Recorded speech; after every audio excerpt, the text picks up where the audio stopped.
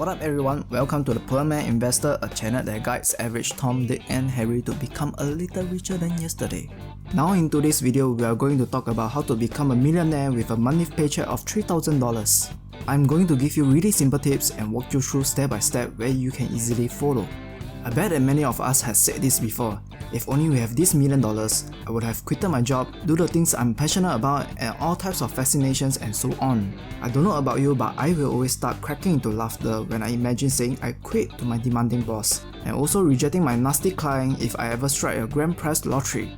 Since we know that having money will bring us a lot of freedom in choosing the things that we wanted to do, then what actually stopped us? The answer is quite clear, it's because we do not know the how and also there are doubts in us. Many of us were made to believe that those who made tons and tons of money are people who graduated from prestigious schools, created a startup, or having a high-paying job such as lawyers and doctors. However, this is not true. According to one of the richest men in the world, Warren Buffett, we don't need to have a high IQ in order to become rich. All we need is temperament. In another word, patience. Therefore, if you have the patience that I mentioned and are interested to know how to become a millionaire with a $3,000 paycheck, then keep on watching. Right in the first step, we need to determine how much we can save from a $3,000 paycheck. Almost everyone has to contribute a certain portion to our pension plan. In the US, we have the 401k account, Singapore the CPF account, and so on.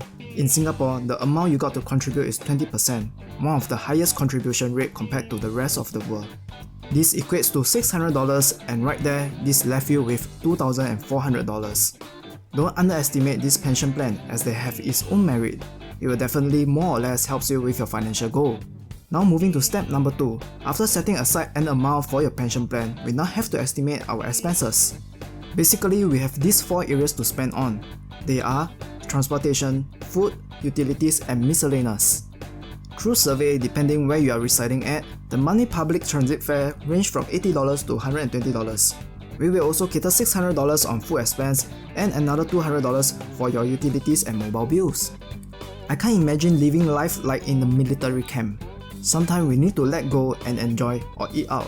The tip here is to do it in moderation, so we will set aside another $500 for these miscellaneous activities.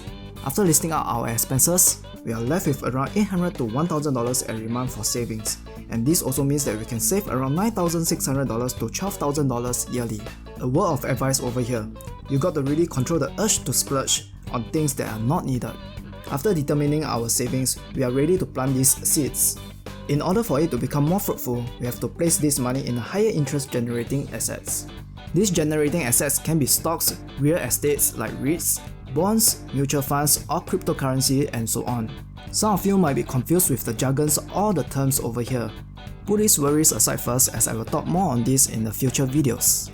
So make sure you subscribe and hit the notification bell if you are interested in generating more income with these assets.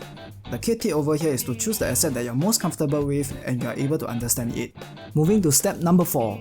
After knowing an individual is able to save an estimated amount of $10,000 every year, next we place these savings in one of the assets that we have listed. The most important yet the easiest tip over here is to wait. Yes, wait and let the money do its own work. Assuming the money is able to generate 7% of interest every year, and we diligently save $10,000 every year. After 10 years, we will be able to save out a total of $100,000. But because of the interest that are given out every year when you save the $10,000, you will have altogether saved out a $138,000.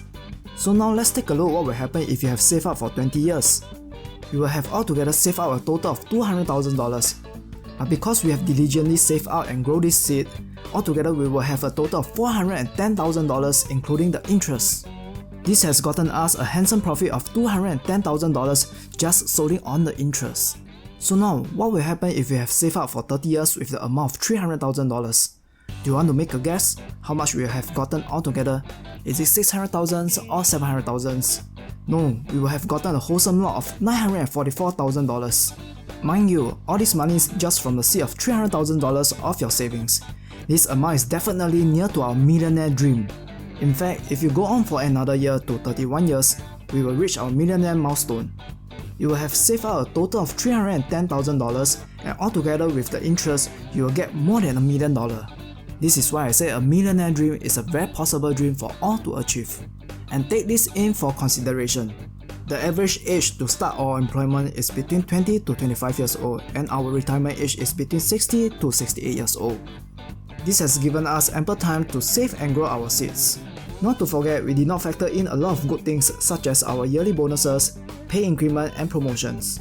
If we include our own pension savings from the 401k account or the CPF account, we will definitely have more than $1 million in our name. See, I told you, it's not that difficult.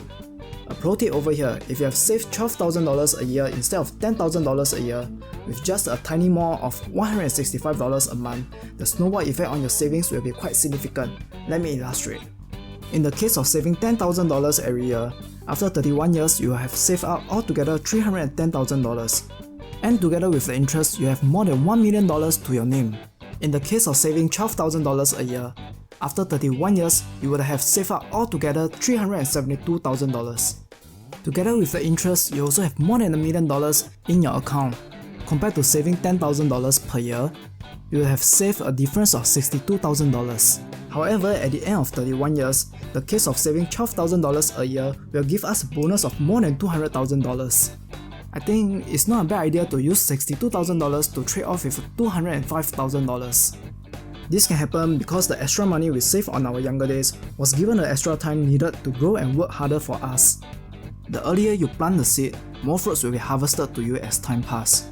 Sometime from this harvest, we may be able to branch out with the new seeds and grow more new trees. And sooner or later, we might even own a new forest.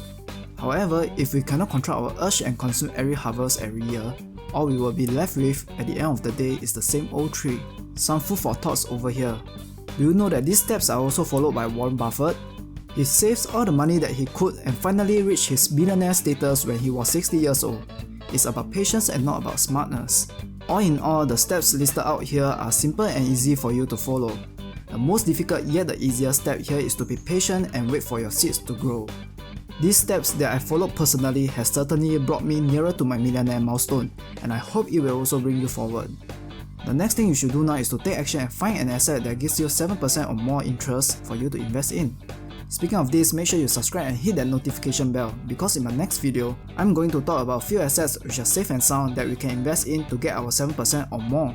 If you are interested in learning and have a better understanding of this safe and sound investment, which can bring us more wealth, I definitely want you to subscribe and hit that notification bell, because you shouldn't miss it. In the meantime, while waiting for the next video, do let me know in the comment sections if you have any questions or any other tips that are beneficial to our friends here. If you have learned something from this video, please give it a thumb up and share this video so that someone can benefit from it like you do. I love talking about money, finance and investing, so stay tuned for more wonderful tips, and I really appreciate you guys. Till then, take care.